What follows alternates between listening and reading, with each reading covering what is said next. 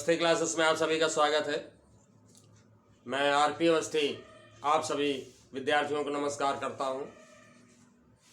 I am so sorry because I was ill and I was unable to make videos. बड़े खेद के साथ कहना पड़ रहा है कि पिछले कुछ दिनों से मेरा स्वास्थ्य खराब था, जिसके कारण मैं वीडियोज नहीं डाल सका। क्षमा करेंगे मुझे, ऐसी उम्मीद करता हूं। तो पूर्व के लेक्चर में हमने पढ़ा था भारत के राष्ट्रीय प्रतीक, और आज हम पढ़ेंगे भारतीय संविधान के कुछ प्रमुख अनुच्छेद। तो आइए पढ़ते हैं प्रमुख अनुच्छेद। हमारा विषय है भारतीय संविधान।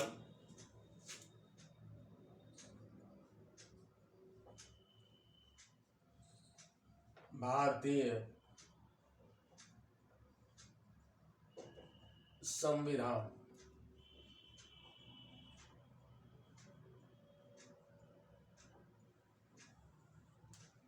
प्रमुख अनुच्छेद।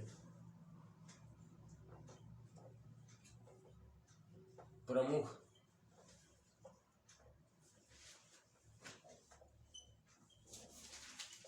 अनुच्छेद।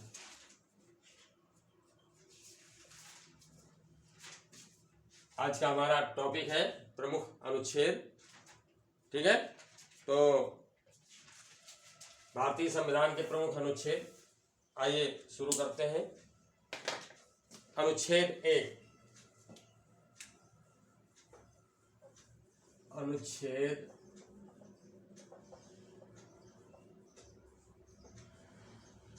1। तो अनुच्छेद 1 ये बताता है कि भारत राज्यों का संघ है। यानी इस अनुच्छेद में ये बताया गया है कि जो हमारा देश यानी संपूर्ण भारत है वो राज्यों का संघ है, एसोसिएशन ऑफ स्टेट्स। ठीक है, तो अब इसका मतलब ये हुआ कि भारत में जो भी राज्य हैं तो हमारा देश उन राज्यों का एक संघ है, समूह है। ठीक है, उसमें चाहे वो केंद्र शासित प्रदेश हो अथवा स्वतंत्र सरकारों वाले प्रदेश, तो इन प्रदेशों का जो समूह है, संघ है यानी एसोसिएशन है, वो पूरे भारत देश के नाम से जाना जाएगा। ठीक है, तो इसमें क्या बताया गया कि भारत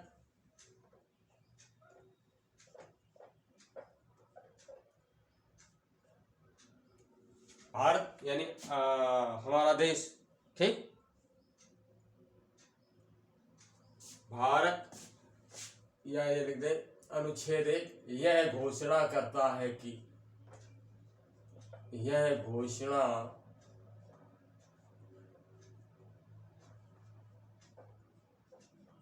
करता है कि भारत राज्यों का संघ, राज्यों का संघ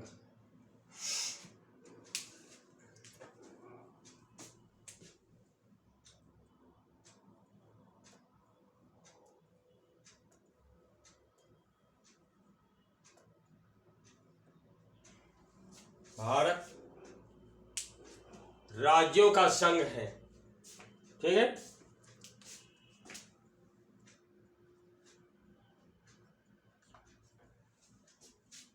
India that is known as Bharat. ये हमारे भारतीय संविधान में लिखा गया है प्रस्तावना में कि India that is known as Bharat, यानी भारत अर्थात इंडिया, ये क्या है, राज्यों का संघ है। अब अनुच्छेद 3 आते हैं, खास अनुच्छेद लेंगे हम। अनुच्छेद 3 में क्या बनाया गया, क्या बताया गया? अनुच्छेद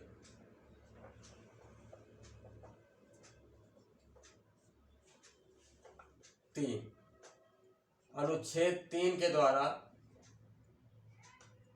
ये बताया गया है कि भारत अपने राज्य की सीमाओं में परिवर्तन कर सकता है। पहले से जो स्थापित राज्य क्षेत्र हैं उनकी सीमाओं में या उनके नामों में परिवर्तन कर सकता है। कब? संसद में कानून बना करके। ठीक है, तो संसद विधि द्वारा, संसद विधि द्वारा यानी कानून बना करके। पूर्व में आप पढ़ चुके हैं कि संसद में कानून बनने की प्रक्रिया क्या है। मैं बता चुका हूं कि हमारी संसद के 3 अंग हैं। संसद इस तरह से, और इसके 3 अंग हैं।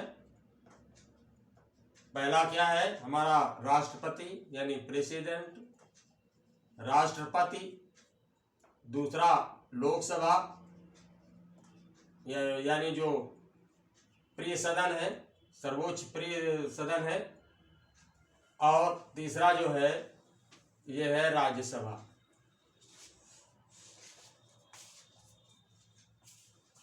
ये लोकप्रिय सदन है। और जो राज्यसभा है ये स्थायी सदन है।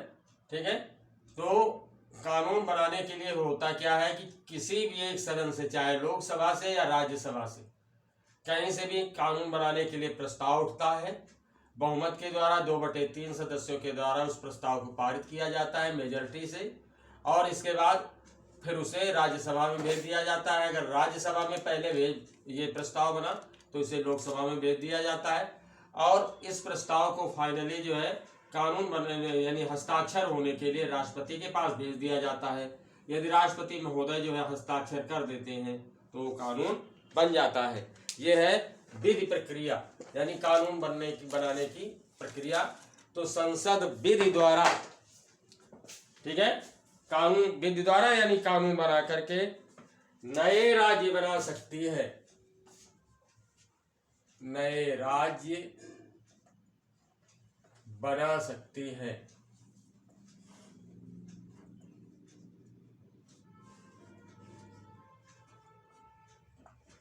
संसद विधि द्वारा नए राज्य बना सकती है तथा पहले से स्थापित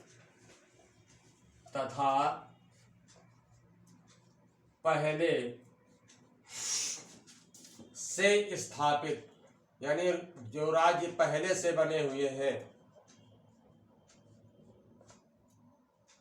पहले से स्थापित राज्य के क्षेत्रों, सीमाओं तथा पहले से स्थापित राज्य सीमाओं यानी जो राज्य की सीमाएं हैं, बॉर्डर्स हैं, राज्य की सीमाओं, ठीक है, राज्य की सीमाओं पहले से स्थापित राज्य क्षेत्रों, क्षेत्र करते हैं पहले, राज्य क्षेत्रों,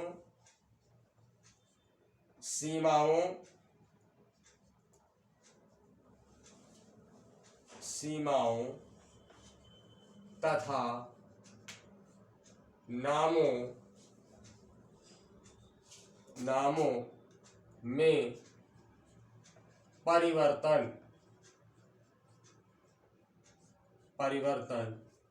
कर सकती है। परिवर्तन कर सकती है। क्लियर? ये अनुच्छेद 3 हो गया। समझ में आ गया होगा कि संसद जो है, जो पहले से बने हुए राज्य हैं, जो नए राज्य बना सकती है, साथ ही जो पहले से बने हुए राज्य हैं तो उनकी सीमाओं में परिवर्तन कर सकती है। उनका जो राज्य क्षेत्र है यानी जो उसका दायरा है, क्षेत्रफल है, ठीक है, उसमें परिवर्तन कर सकती है तथा राज्य के नाम में परिवर्तन कर सकती है। आपने देखा कि जैसे पहले कलकत्ता था, इंग्लिश में उसे कैलकाटा लिखा जाता था, वर्तमान में उसका नाम कोलकाता हो गया है। पहले उड़ीसा नाम था, आज उसका नाम ओडिशा हो गया है। पहले मद्रास नाम था, आज उसका चेन्नई हो गया है। पहले बम्बई था, जिसे अंग्रेजी में बॉम्बे लिखा जाता था, आज मुंबई हो गया है। तो इस तरह से राज्यों के नामों में संसद जो है कानून बना करके परिवर्तन कर सकती है। ठीक है, इनके आकार को छोटा या बड़ा कर सकती है। ठीक, नए राज्यों का गठन कर सकती है। अभी आपने देखा कि नया राज्य हमारा जो 29वां राज्य बना वो तेलंगाना है। तो इस तरह से इनके ये कार्य जो है अनुच्छेद 3 के द्वारा किया जा सकता है। अब देखते हैं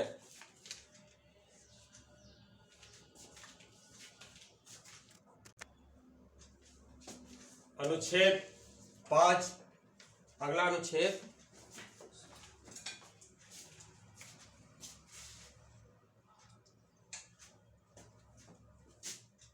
अनुच्छेद 5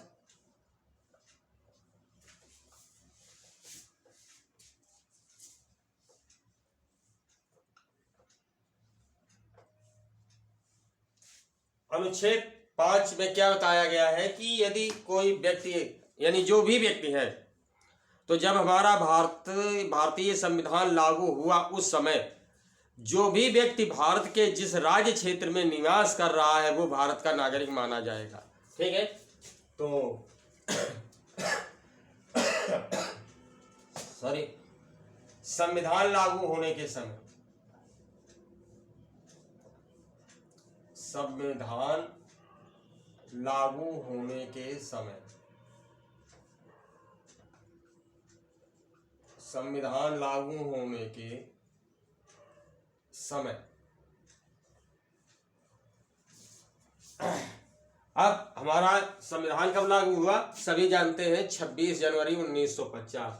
तो संविधान लागू होने के समय व्यक्ति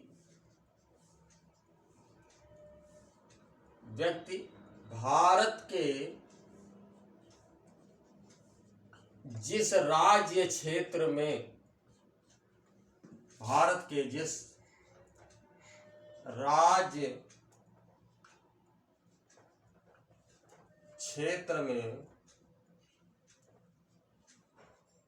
अधिवास कर रहा है, अधिवास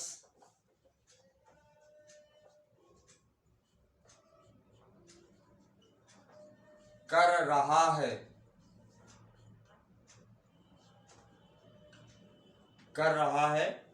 भारत के जिस राज्य क्षेत्र में अधिवास कर रहा है यानी निवास कर रहा है भारत का नागरिक माना जाएगा, यानी उसकी नागरिकता भारतीय रहेगी। ठीक है, भारत का नागरिक माना जाएगा। संविधान लागू होने के समय व्यक्ति भारत के जिस राज्य क्षेत्र में अधिवास कर रहा है भारत का नागरिक माना जाएगा। अनुच्छेद 5 हो गया।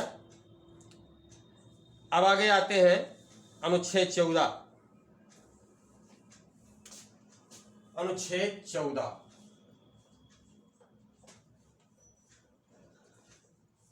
अनुच्छेद 14 तो देखते हैं इसमें क्या बताया गया कि राज्य भारत के किसी राज्य क्षेत्र में किसी व्यक्ति को समता से या विधियों के समान संरक्षण से वंचित नहीं करेगा।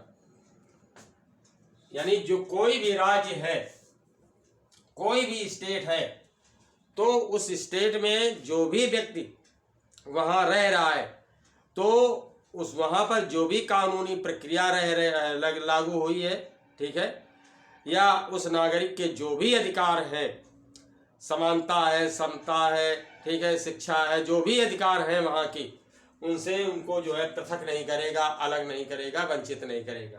ठीक है, तो राज्य, ठीक है, कोई भी राज्य, ठीक,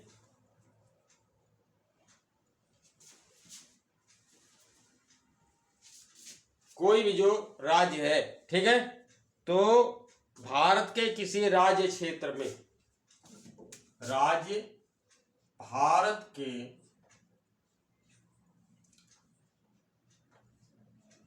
किसी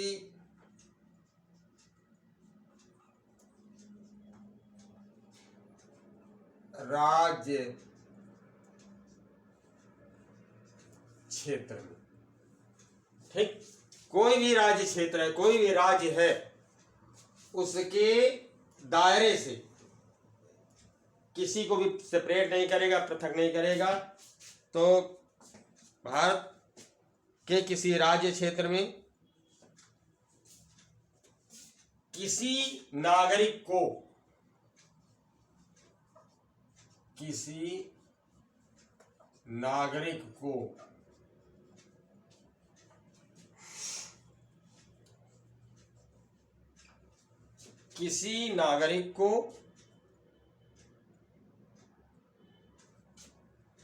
या किसी व्यक्ति को समता से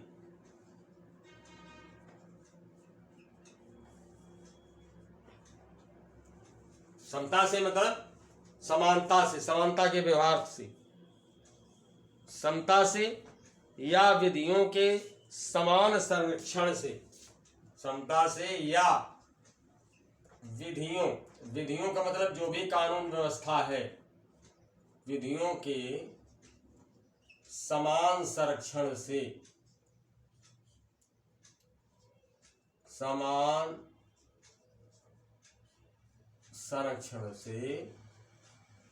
पृथक नहीं करेगा, पृथक नहीं करेगा, यानी उनको अलग नहीं करेगा, हटाएगा नहीं। बात समझ में आ गई? अब बात करते हैं अनुच्छेद 17 को। नोट कर लीजिए इसे।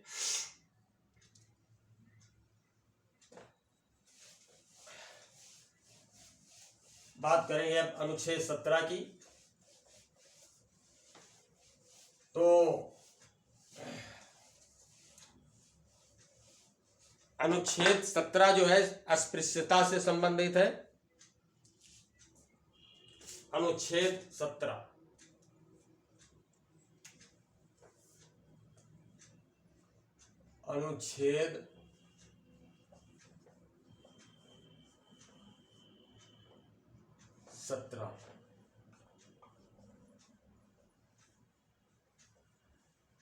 अस्पृश्यता को अपराध घोषित किया गया है। अस्पृश्यता क्या है? अधन स्पृश्यता यानी अस्पृश्यता,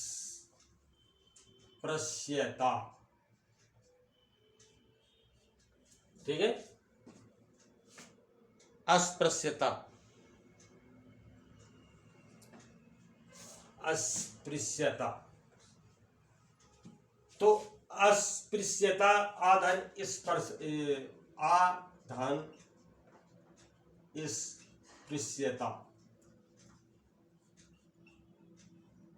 अमाने नहीं, ठीक है। और स्पृश्यता अनटचेबिलिटी यानी छुआछूत।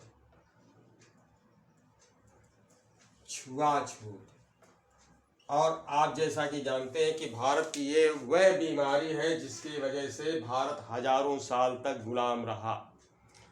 अगर ये चीज भारत में नहीं होती, भारत में समानता होती, भारत में वर्गों का विभाजन इस प्रकार ना किया गया होता, यानी ब्राह्मण, क्षत्रिय, वैश्य और शूद्रों का ये इस प्रकार का बंटवारा ना किया गया होता, तो भारत में एकीकरण होता, सारे के सारे समुदाय एक साथ होते, तो कोई भी ऐसी ताकत नहीं थी कि भारत जैसी महाशक्ति को गुलाम बना सकता। लेकिन आपने देखा कि विभिन्न कालों में, अलग अलग कालों में जो है अलग अलग विदेशी आक्रांता भारत में आए, भारत को लूटा और यहाँ पर जो है अपना साम्राज्य भी स्थापित किया, जिसमें लंबे समय तक चलने वाले गुलामी के कालों में आप पढ़ते हैं दिल्ली सल्तनत, तत्पश्चात मुगल काल, इसके पश्चात अंग्रेज। तो वैसे तो जो है शक, यमन, कुषाण, हूँ, सिकंदर और महमूद गजनवी या मोहम्मद गोरी जैसे आक्रमणकारी भारत आए। इन्होंने भारत को लूटा, भारत की अपार धन संपदा को यहाँ से जो है लूट करके ले गए। और कुछ ऐसे आक्रांता रहे जिन्होंने यहाँ पर साम्राज्य स्थापित किया और परिणाम हुआ हमारी गुलामी। तो हजारों साल तक हमारी गुलामी का मात्र एक कारण ये अनटचएबिलिटी ही है। तो इसे अनुच्छेद 17 के द्वारा जो है प्रतिबंधित किया गया है, यानी अस्पृश्यता जो है अपराध घोषित किया गया है। अस्पृश्यता, जिसको अनटचएबिलिटी के नाम से हम जानते हैं, अनटचएबिलिटी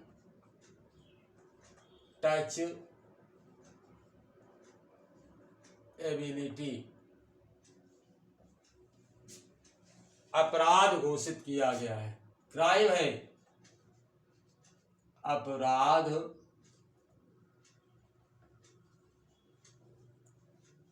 घोषित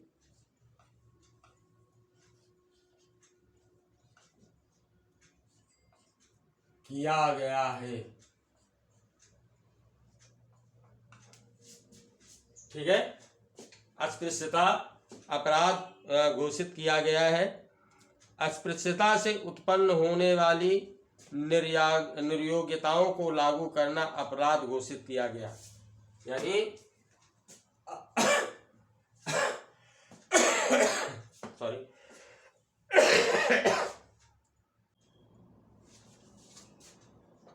अस्पृश्यता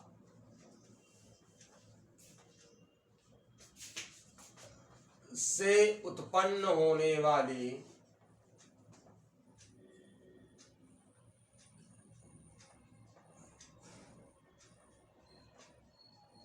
अस्पृश्यता से उत्पन्न होने वाली निर्योग्यताओं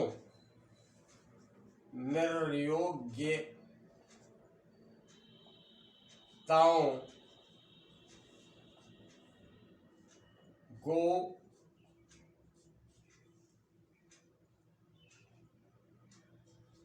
अपराध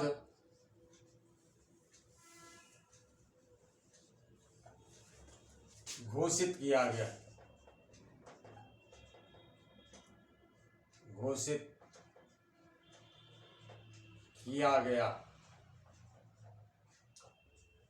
ठीक।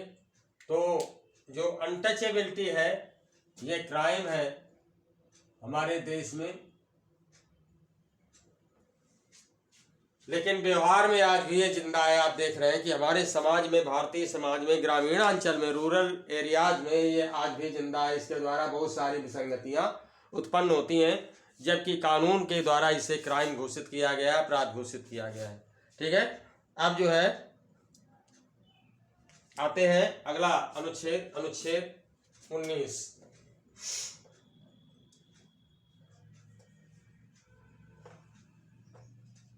अनुच्छेद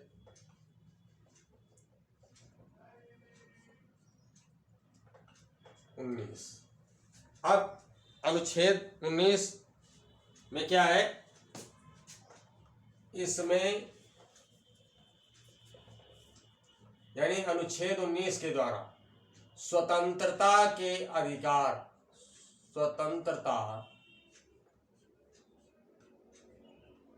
की गारंटी दी गई है।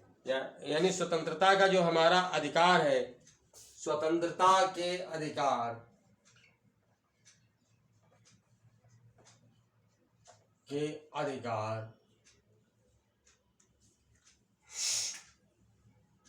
स्वतंत्रता के अधिकार की गारंटी दी गई है,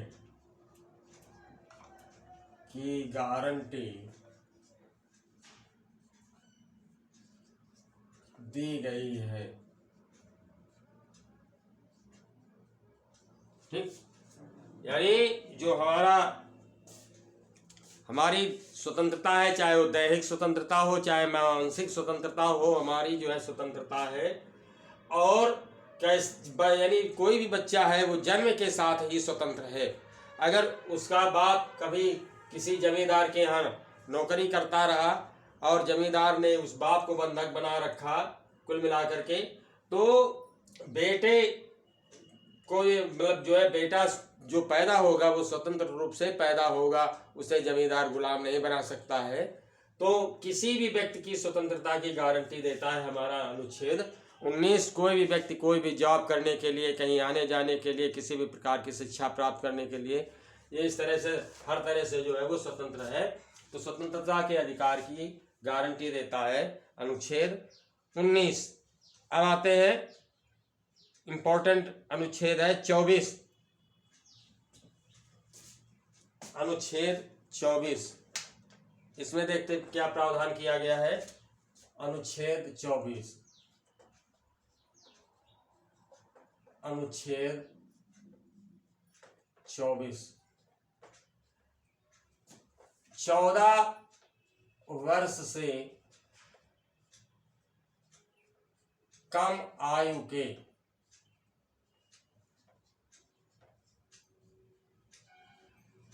किसी भी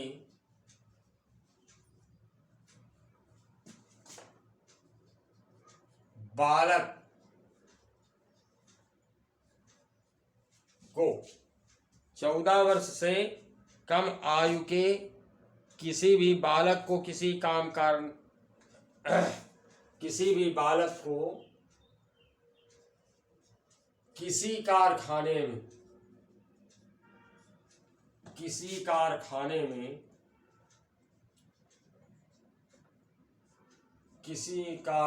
में काम करने के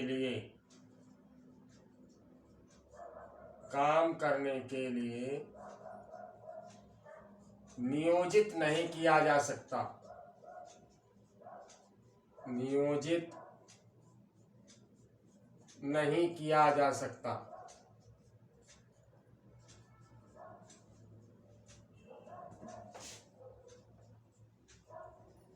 यानी 14 वर्ष से कम आयु का कोई बालक है तो उसे किसी भी कारखाने में किसी भी प्रकार के काम में नहीं लगाया जा सकता है। ये प्रतिबंध किया गया है अनुच्छेद 24 के द्वारा। अगला अनुच्छेद देखते हैं हम। अनुच्छेद 32,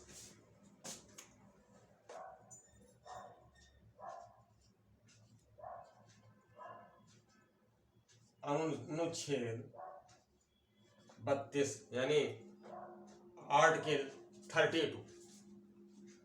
इसमें क्या प्रावधान किया गया है कि मौलिक अधिकार के हनन के मुद्दे पर, मौलिक अधिकार आप जानते हैं, मैंने पूर्व में पढ़ाया है कि 6 हैं हमारे। तो मौलिक अधिकार के हनन यानी मौलिक अधिकार जब छीना जा रहा हो, ठीक है, मौलिक अधिकार पर किसी भी प्रकार का अतिक्रमण किया जा रहा हो, मौलिक अधिकारों पर किसी भी प्रकार का, 6 संख्या है इनकी, बहुवचन है, प्लूरल है, नंबर है।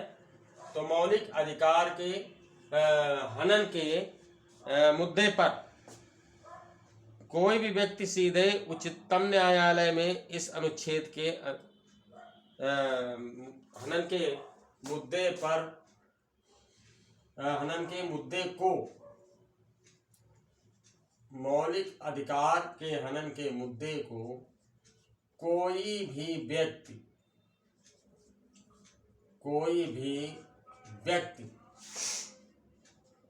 सीधे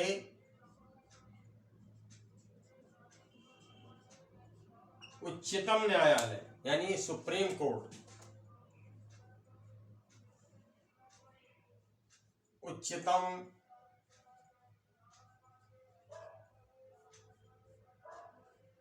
न्यायालय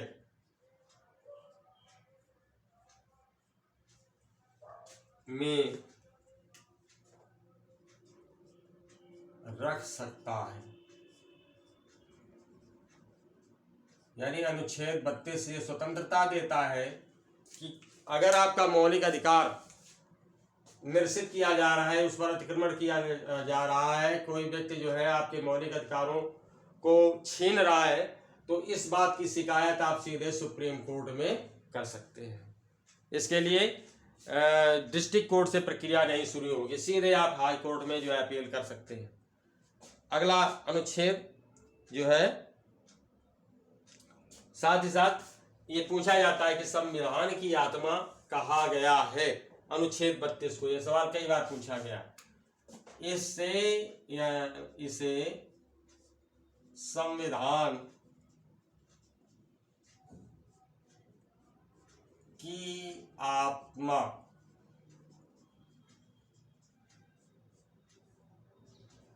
कहा गया है, यानी अनुच्छेद 32 को संविधान की आत्मा कहा गया। कई बार ये सवाल पूछा गया है, संविधान की आत्मा कहा गया है। तो इस तरह से ये अनुच्छेद 32 हो गया। आइए नोट कर लीजिए इसे, ठीक है।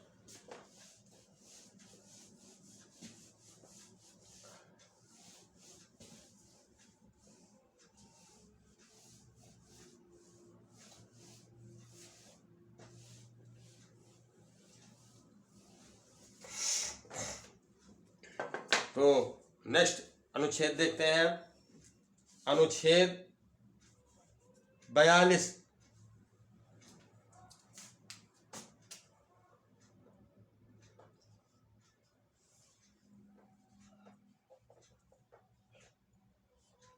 अनुच्छेद 42 आर्टिकल 42।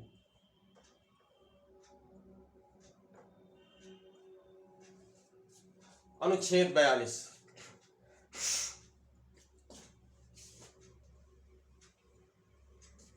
इस अनुच्छेद के अंतर्गत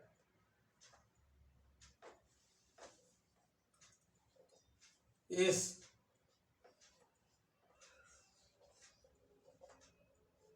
अनुच्छेद के अंतर्गत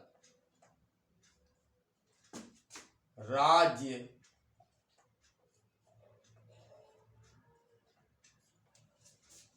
इस अनुच्छेद के अंतर्गत राज्य काम की न्याय संगत तथा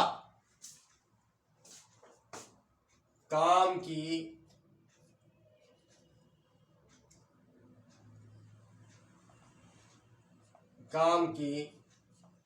न्याय संगत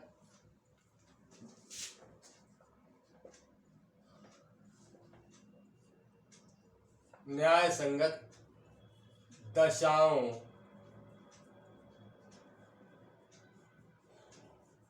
तथा मनोवांछित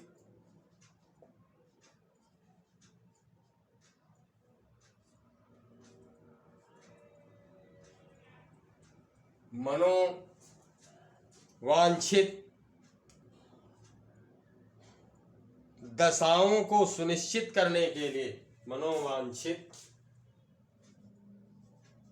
दशाओं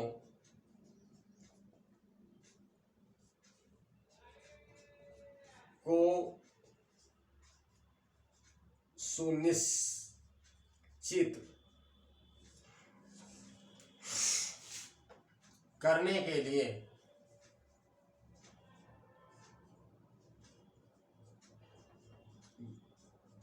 मनोवांछित दशाओं को सुनिश्चित करने के लिए स्मृति सहायता के उपबंध करेगा। स्मृति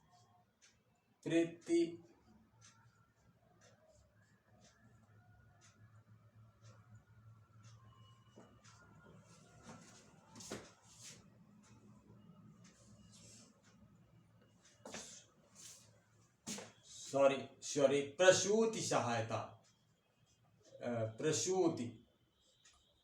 सहायता के प्रबंध करेगा, के प्रबंध करेगा। ये अनुच्छेद जो है अनुच्छेद 42 राज्यों के लिए है, यानी कोई भी राज्य अपने नागरिकों के विकास के लिए जो भी जरूरी संसाधन उपलब्ध कराने चाहिए उनको उपलब्ध कराएगा। जैसे अभी हम आप देखते हैं कि किसान हैं, किसानों को अपनी खेती किसानी को डेवलप करने के लिए, उन्हें आगे बढ़ने के लिए समय पर यदि ऋण उपलब्ध नहीं होता है, साहूकार तो शोषण करते ही हैं, जानते हैं आप, तो उसे व्यवस्था करनी चाहिए कि बैंकों से खाद, बीज, पानी और कीटनाशक दवाओं आदि के लिए जो है वो ऋण उपलब्ध कराए, जिससे कि किसान अपनी खेती किसानी को सजा संवार सके, उत्पादन बढ़ा सके। तो प्रसूति सहायता करेगा, यानी ऐसे संसाधन उपलब्ध कराएगा जिससे कि उस राज्य के नागरिकों का विकास हो सके। समझ में आया?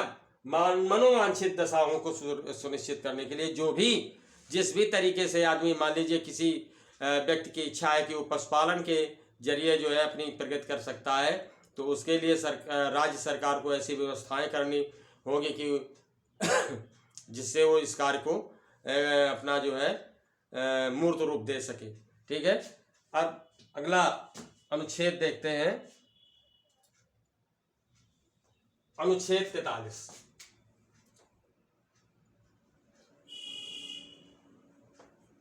अनुच्छेद इंपॉर्टेंट है ये भी।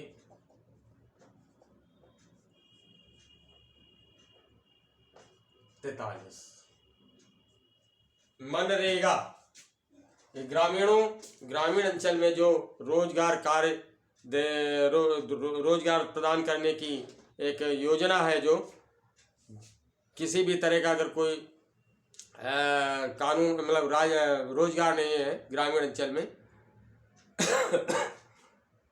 तो उसके लिए जो है रोजगार देने की जो योजना है मनरेगा कहलाती है। महात्मा गांधी ग्रामीण रोजगार योजना। तो मनरेगा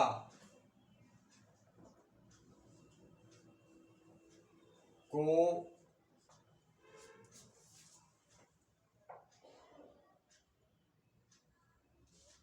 इसी कार्यक्रम के अंतर, इसी अनुच्छेद के अंतर्गत को इसी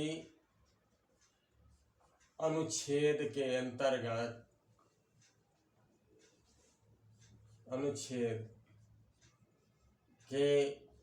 अंतर्गत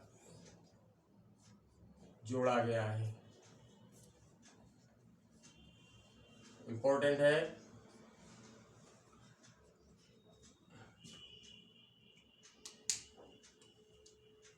तो ये हो गए खास अनुच्छेद। आज इतना ही। नेक्स्ट लेक्चर में फिर आगे के अनुच्छेद पढ़ेंगे। तो नए छात्रों से पुनः अनुरोध है मेरा कि प्लीज़ मेरे चैनल अवस्थी क्लासेस को सब्सक्राइब करें। Best of luck. तो नेक्स्ट लेक्चर में मेरी फिर आपसे मुलाकात होगी। तब तक के लिए नमस्कार।